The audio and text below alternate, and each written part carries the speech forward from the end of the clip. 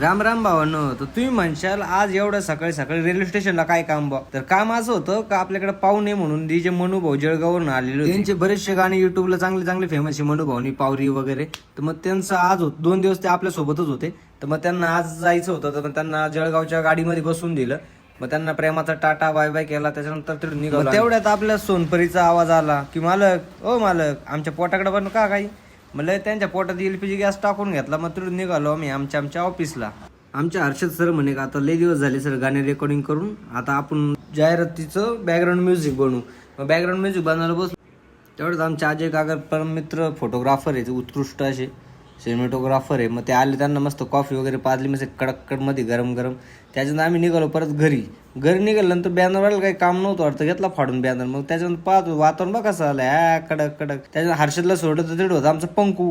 घरी आल्यानंतर ना ख्वाईश तर गाडीच्या खालीच उतरणार. आपल्याला सागर भाऊंकडे गेलो. सागर भाऊंचं आमचं चालू होतं बोलणं, आता भारत पाकिस्तान युद्ध कसं होईल.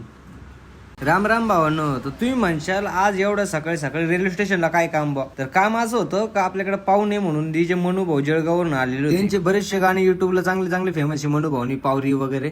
तर मग त्यांचं आज 2 दिवस ते आपल्या सोबतच होते. तर मग त्यांना आज जायचं होतं, तर मग त्यांना जळगावच्या गाडीमध्ये बसून दिलं. मग त्यांना प्रेमाचा टाटा बाय बाय केला. त्याच्यानंतर तिथून निघालो. तेवढ्यात आपल्या सोनपरीचा आवाज आला की मालक ओ मालक आमच्या पोटाकडे पण का काही. म्हणलं त्यांच्या पोटात एलपीजी गॅस टाकून घेतला. मग तिथून निघालो आम्ही आमच्या ऑफिसला.